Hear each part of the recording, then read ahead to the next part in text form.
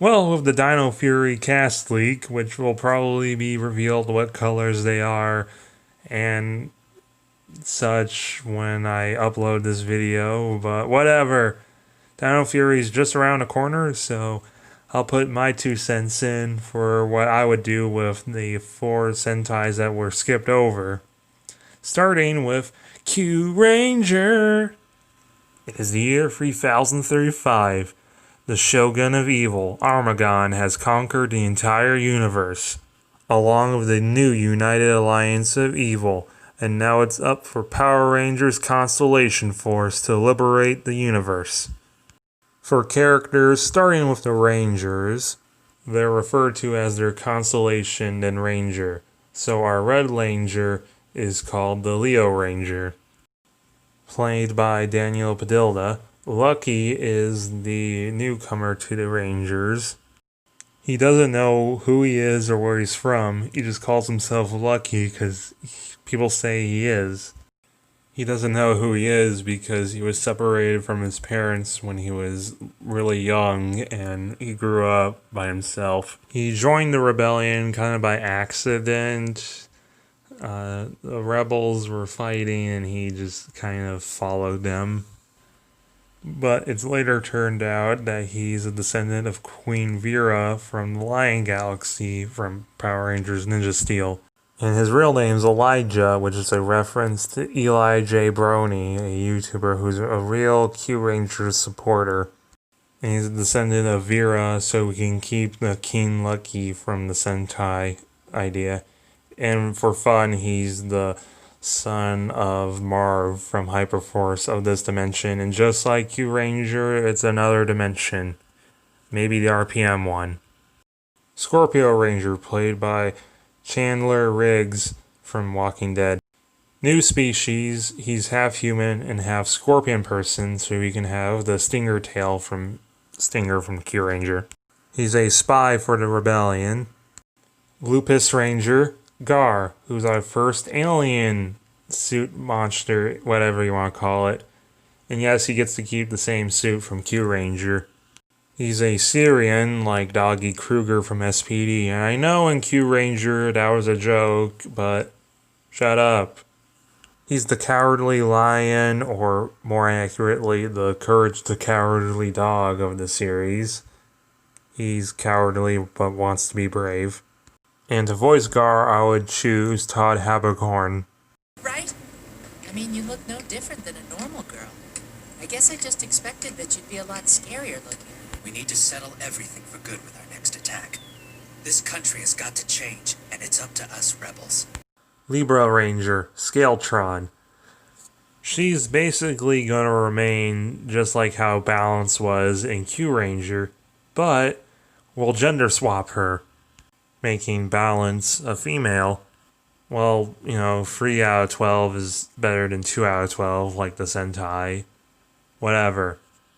Plus, this gives us our very first female Gold Ranger. To voice her, Alexis Tipton. Sorry about the sudden explosion.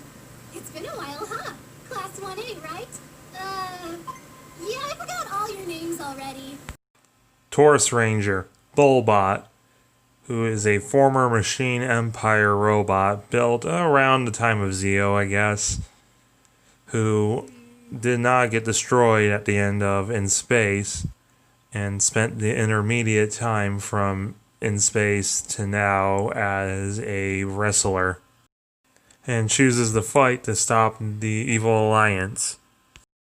For a voice, I would compare Scaletron to Bender from Futurama, but with Bullbot, we'll actually get his voice actor, John DiMaggio.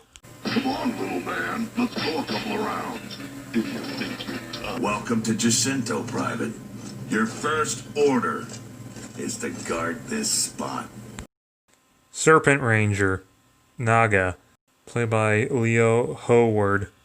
He's a new species of alien called the Naga people, who are all called Naga, and they're all expected to be emotionless. They're basically Vulcans with silver hair and, I don't know, maybe pointy ears and, snake-like tendencies.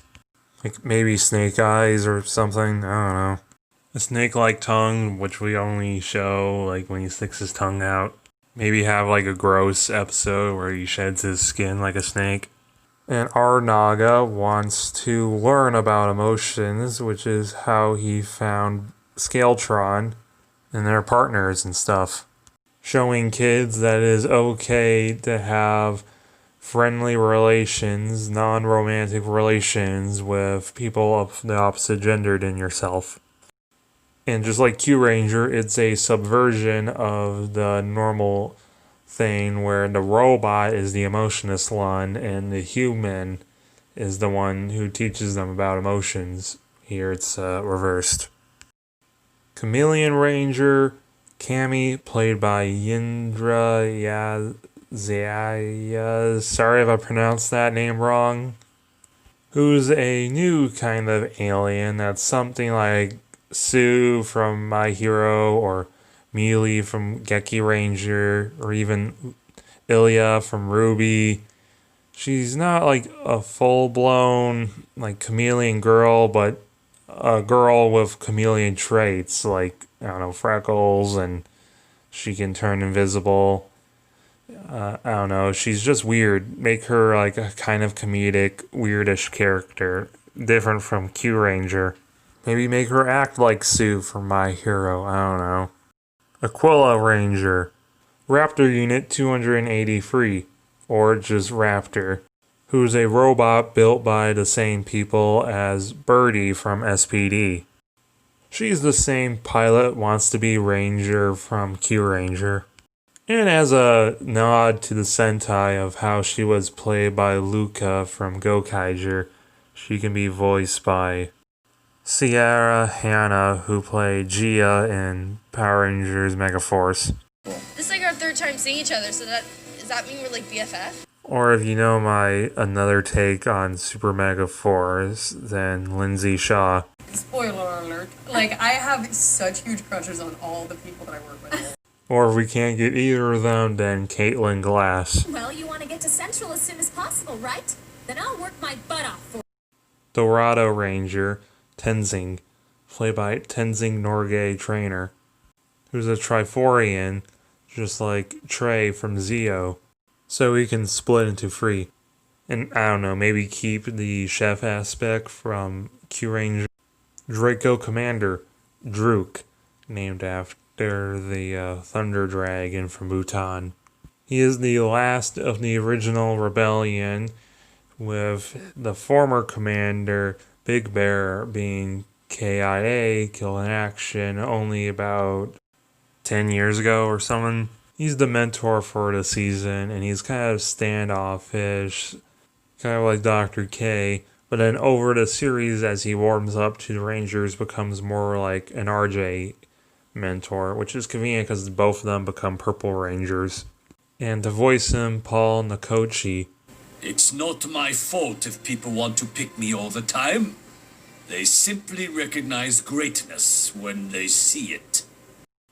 Ursa Minor Ranger, Bart, played by Luca Lujan, who is a young child star who is part of Nickelodeon. You know, he's 5'3", so even if this doesn't happen for quite a while, he could still probably fake playing a child ranger. He is actually a human from Earth, and he wants to free the planet and fight for the rebellion, even though he's a kid. And then there's some tensions because he connected with the Ursa Minor Constellation Globe, which is what we call the Qtamas. And that was Big Bear's Constellation Globe. So, you know, there's some tension here. The Phoenix Knight, Dr. Buzz Colstron, played by Adrian Cardinal, who out of any human being deserves to be in Rangers. Watch him go. I've been a huge fan of Power Rangers ever since I was small, and Jason Lee Scott, the original Red Ranger, has been a huge inspiration for me throughout life. He got me into martial arts, which I started at the age of 8. And since, carried through to karate, kung fu, Muay Thai, and now Jeet Kune Do. Gymnastics has been another huge passion of mine that I've been studying since the age of 8, but I quit professional gymnastics at the age of 13 to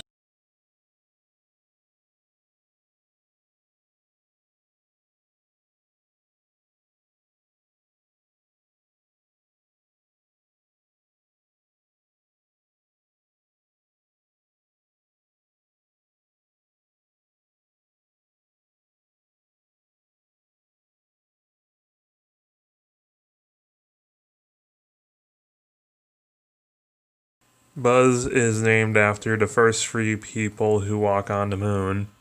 He's an astronaut and scientist who created the constellation globes.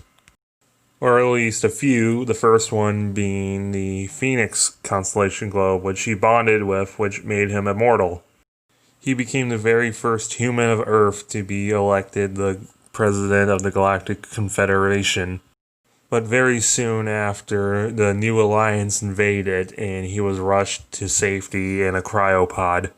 And so he's frozen in time until the Constellation Force finds him and frees him, and the cryopod was kind of outdated and crappy, so when he gets out, his hair is like wildly overgrown, and he's got really long nails. He's been frozen for like 100 or maybe even 1,000 years. When he gets cleaned up and talks about modern events, and he's like, oh no, and now he's the 6th Ranger for the series, even though he's the 12th member. And the little shooting star thing logo is also the flag of the former Galactic Confederation that the Rebels use as a mockery to the New Alliance. And the Rebels are based in the Apollo ship because Orion's been used already, so we can't call it that again. And later when the Apollo is destroyed, then the Astro Giga ship. And then to show that the rebellion's big, have like a bunch of random extras, some humans, some wearing like masks that show they're aliens in the background to, make it feel like this is a huge rebellion. And some allied characters like a scientist who built more constellation globes based on Buzz's like papers or whatever you would call it. And Ollie Alexander, who plays a Mercurian, just like Tyson from Overdrive, so he can like turn into Mercury. Playing Tyberos, which is a 40K reference as well, because, Tyson, TY, just like Westerland from Game of Thrones, they're all have that TY name. And he's like a janitor for the rebellion. He's our comic relief character for the season. And a total red herring for who's going to be the Phoenix Knight, because, he's got the crimson hair, and I don't know, maybe have him wear a crimson shirt. But then as soon as we have the episode where we introduce him, he changes to like a yellow and crimson striped shirt or something to throw people off. The base Ranger's Morphers called a Star Blaster, and it has the shooting star symbol on it. And they morph by putting the constellation globe in it, and then the Morpher says that constellation, like, Leo Constellation! It's morphin' time! And then the Ranger does the same kind of pose like in Kyuranger. And it's like, star change! And then they shoot the blaster. Druk has his own unique morpher. I don't know, just called the Draco morpher or something. Which is a gun, but he uses it as a cane now because he's getting old. And instead of saying star change, he says, "Eye of the dragon!" And shoots the gun or slams the barrel on the ground, which, shows that it's a cane. Buzz has his own morpher, the Phoenix Blade and Phoenix Shield, where he puts the sword in the shield, then the constellation globe in the sword, and it's like, Phoenix Constellation! Let's rock it! And then he still says star change. And pulls the sword out, and the constellation globe in the sword spins around. Some power-ups, the Sun and Star armor, and the Pegasus armor, and our Battleizer for the season, the Universe Battleizer! And the Unicorn armor. For the villains, the New Alliance, the foot soldiers are called Zodiacs, and then the generals themselves, they're all led by Armagon, who is to be revealed as Dark Spectre. And he has the power to body swap when he's blown up, defeated, killed, whatever you want to say. To play him, Ron Perlman. How very noble of you. But stealing in order to trap me, that wasn't so noble. Adrian and Flaming. Adrian as another Sentai reference, Kyuranger Prince voicing him, because his counterpart was played by Aquila Ranger Blue. That honestly was a really great experience. Obviously, the legacy of what Power Rangers is and what it represents, and has obviously a huge fan base. To be able to come in, though it was 10 episodes, it was a really great experience. And Flaming, played by Janice Kawain. Looks like Zim has a girlfriend! We're getting married! And then we'll move into a nice cottage in the country! They are the parents of Archerina from Zeo and grandparents to Camdor from Overdrive, which is not a thing in Overdrive, but it's part of my rewrite, so shut up. Crunch from RPM was rebuilt because he kind of looks like this guy, and I thought it'd be fun. I don't know, he rebuilt himself or something. Go with it. Never happened to wireless. Jin King, who is half-brothers to Pete, the Orange Ranger, the Scorpio Ranger, who hates him because Jin King is racist because his father married a stupid human.